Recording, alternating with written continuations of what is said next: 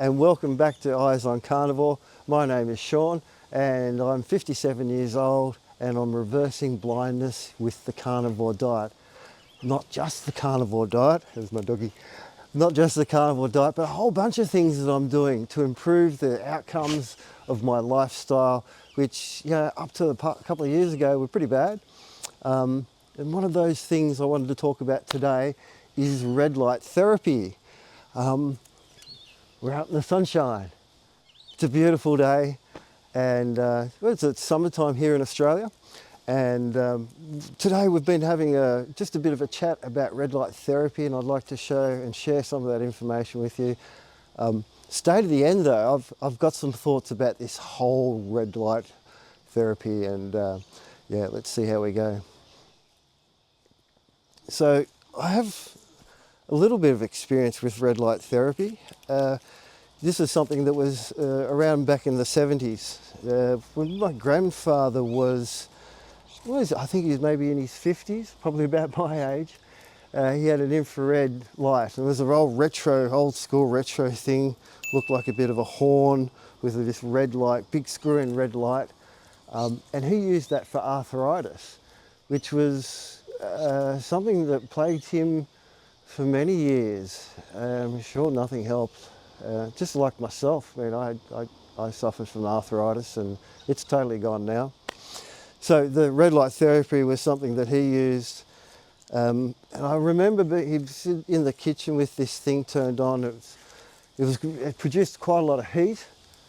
And it had a sort of a red tinge to it.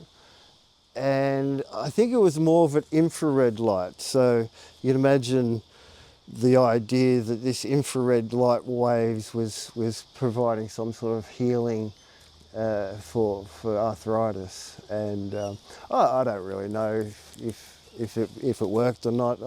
I do seem to remember he tried a few things like a copper bracelet around his wrist, red light therapy. I remember their bed was even put on stilts there at one point to raise the foot of the bed up. I don't know what that's about. But anyway, we're talking about red light therapy today. And well, I've done some research. I'm very interested in it. In 2012, there was a study that was done, and I think it was with people with macular degeneration. And the major clinical studies found that with this treatment, not only is it slowing down the progression of the disease macular degeneration, but it reverses the deposits of this protein deposit that builds up in that condition. But then it can even give eyesight back. There was another study done in last year, 2024, and the study did find, I think that was with retinitis pigmentosa. So the study did find that the participants were able to see, after I think it was a month of the treatment, I think so just a certain amount of time per day. Jimmy, if you wouldn't mind at this point putting up some of the studies that I'm referring to perhaps, and also there's some links in the description for other studies, go check them out. The study we're covering today is titled Short-Term Results of Multi-Wavelength Photobiomodulation in Retinitis Pigmentosa. This was published in the Journal of Clinical Ophthalmology, and they were testing their visual acuity, so how sharp is their vision, and they noticed that after a 4-week period after they had stopped the therapy treatments, there was a 15% increase in visual acuity. What they found was a 15% improvement of the visual acuity test. So that's the test where you got the small letters, they get smaller and smaller, and so 15% improvement. That's that's significant. Kicking the camera, I should get back a bit. So that's a significant improvement, and definitely worth noting. Like I said, stay to the end for my final thoughts on this. So as I mentioned, this is a beautiful sunny day. And one of the things I started doing with when I started the carnivore diet, I just wanted to do some sunbaking, and I heard that carnivores don't sunburn. So I tried that for myself, and I've got a nice private backyard, so I can strip down, get on a towel, and have a bit of a sunbake. privately, and yeah, so I did that not long after starting carnivore. It was in winter time, I guess, so a couple of months after, when it was getting warmer in the spring and then the summer, and I got a bit of a suntan. What are you doing, mate? Got a bit of a suntan, and well, yeah, we loved going. We went to the beach recently, didn't we? It was so good going to the beach. Yeah. So yeah, we got a bit of a suntan. So the idea of these red light therapy is to get sunlight into your eyes. So yeah, there's UVB, UVA and B and C. So UVB is mostly during the day. Then your A and C, so you've got your sunrise and sunset. So yeah, so what I've been doing is basically getting out there as best I can and seeing the sun in the morning. Same thing at sunset. I'm looking for those blue tinges, the purples and the pinks. You know, every day doesn't have to be a beautiful sunset, but you know, just getting out there is just fine. Today's plenty of blue sky. It's great. And but just getting out there in the sun's fine. If it's cloudy, I mean the photons are still going through the clouds, going through you. Now I know some people are light sensitive. Some people with my condition and other vision impairment problems are quite light sensitive, I guess. So don't go staring into the sun. That's not a good idea. Never look directly at the sun. So just getting the light into your eyes, not looking into the sun, doing that first thing in the morning, maybe during the day, maybe getting a bit of a suntan, getting that light into your eyes is good. And if your eyes are a bit sensitive, well, just keep your eyelids closed. You know, the sun is going to get into your eyes through your eyelids. That's why you can see, you can see through your eyelids. You don't have to do it for too long. One of the things I saw or listened to with the red light therapy, that they're suggesting to use the machine 3 minutes a day. And I've been out here for 3 minutes talking to you guys, and I think, you know, it's free, doesn't need a machine, doesn't need to. And what wavelength are we talking about? I mean, they're talking the wavelengths in nanometers. Which wavelengths are the ones that are going to be beneficial for you? Do you have to wear goggles when you're using this machine? Certainly don't need goggles outside. And the more sunlight you get directly in your eyes without sunglasses, I think the better, because you're training your eyes to do what they're supposed to do, which is absorb sunlight. It deals with your circadian rhythms. And this time we'll insert some information about circadian rhythm. Morning sunlight is essential for mental and physical health, according to Dr. Jeremy London. 3 key benefits of morning sunlight. 1. Red and infrared light at sunrise boosts brain mitochondria to enhance ATP production, improving cognitive function and aiding recovery from neurological conditions like TBI, Alzheimer's, and Parkinson's. 2. Cortisol release at sunrise triggers the cortisol awakening response, CAR, essential for metabolism, immune function, and energy. Sunlight helps regulate insulin sensitivity and prevents metabolic disorders. 3. Serotonin and dopamine release. Light-stimulated dopaminergic amacrine cells boost dopamine and serotonin levels, enhancing mood, alertness, and preventing seasonal affective disorder. Additional benefits of sunlight and vitamin D. Reduces risk of stroke, cancer, and heart attack. Supports bone, immune, and muscle health. Helps regulate appetite, blood sugar, and blood pressure. Enhances mood, libido, and hormone production. Promotes keratin production to prevent hair loss. Regular morning sun exposure is a natural way to improve overall health and well-being. And that's interesting about circadian rhythms, isn't it? I love researching this information. As I said, there's more information in the description. Just check that out and do some research for yourself. So mitochondria, this is something that I know from personal experience. Before I started the carnivore diet, I just lacked energy. I really did, guys. I don't know how to explain it. You know, just getting to the end of the day was a tough deal. And yeah, so the mitochondria is the powerhouse of the cell. It keeps everything powered up, the brain, the heart, everything, your eyeballs, everything requires mitochondria to function properly.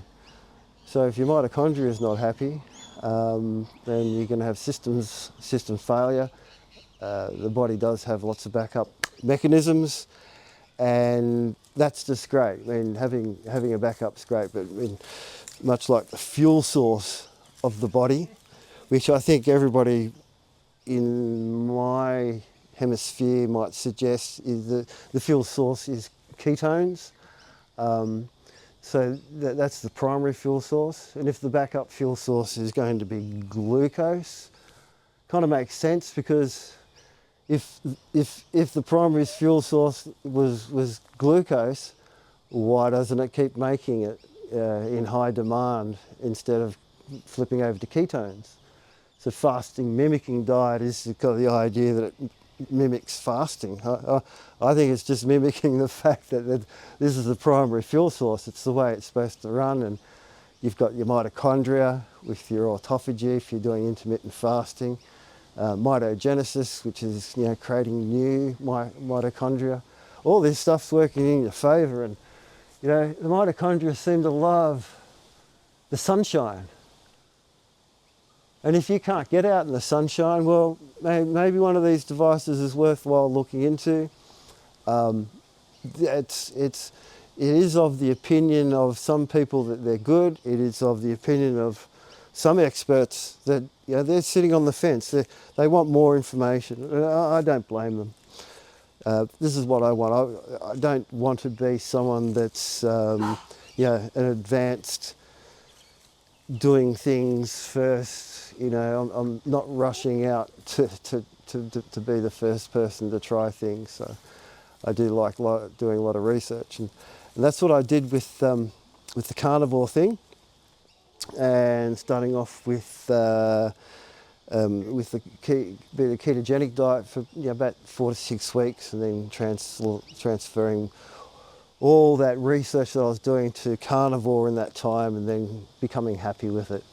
And yeah, curing my arthritis, anxiety is cured, depression is cured, heartburn's cured, high blood pressure's cured, snoring's cured. I feel great, you know, the energy's back again.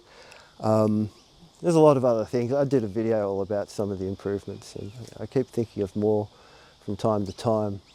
But nothing so as important as my eyesight coming back, guys. It's obviously not perfect. Maybe it never will be, but with the protocols like being out in the sun, circadian rhythms, getting good sleep, getting the vitamin D. So vitamin D is created by, you know, the precursors is cholesterol, and I'm getting lots of cholesterol in my diet, which is great, supplementing what's there.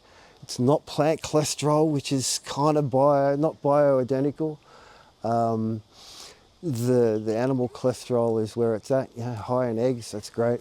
And your body's able to create vitamin D, and I mean, you can consume vitamin D in animal products as well, but kill two birds with one stone, get out in the sunshine, get some vitamin D, make your mitochondria healthy, breathe air, feel the ground with your feet, ground yourself. That's one of the things, one of the protocols that I do is grounding as much as I can. I've got grounding sheets on my bed and on my couch, my sofa, and yeah, there's a lot to know. Being out in nature. I've got a great backyard. That's why I thought I'd sort of wander around a little bit. Hopefully you saw a little bit of it. But yeah, I think for today we're going to wrap this up with my final thoughts. So, my final thoughts on this.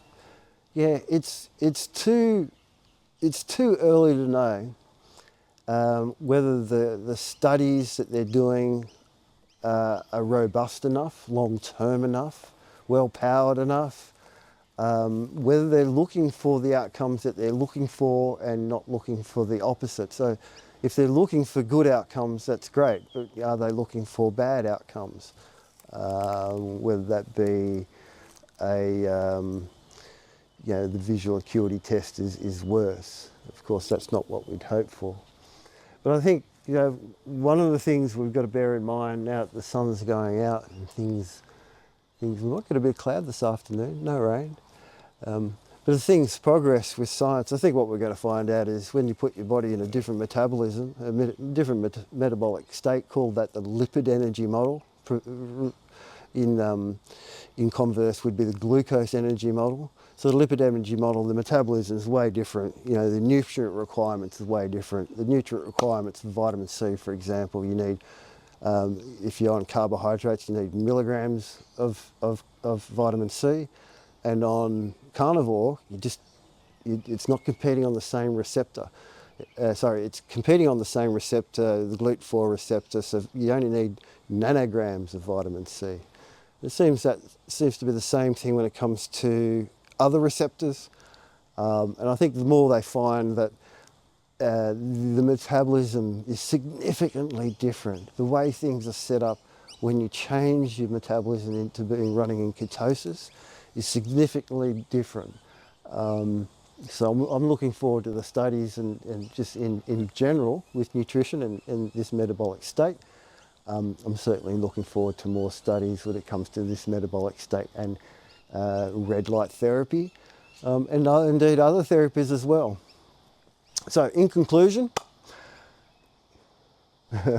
well, my demonstration's gone behind the clouds at the moment, but my conclusion, get out in the sun. Just a few minutes a day is maybe all it needs. Get as much sun as you can and as much skin as you can. I stopped wearing sunglasses. I used to be very sensitive to light. I'd wear sunglasses even on a cloudy day. That problem seems to have gone away. I probably should have included that with some of my discussion, but here we go. So light sensitivity, improvement on the carnivore diet. I've heard this a few times with other people telling their stories.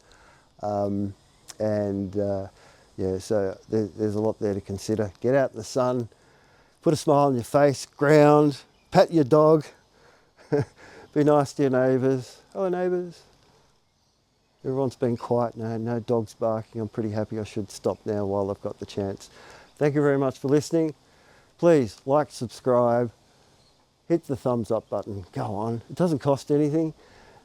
Any proceeds for the channel goes to Healing Humanity documentary, and leave me a comment. I'd like to get your feedback, and thanks very much for watching. I'll see you in the next one.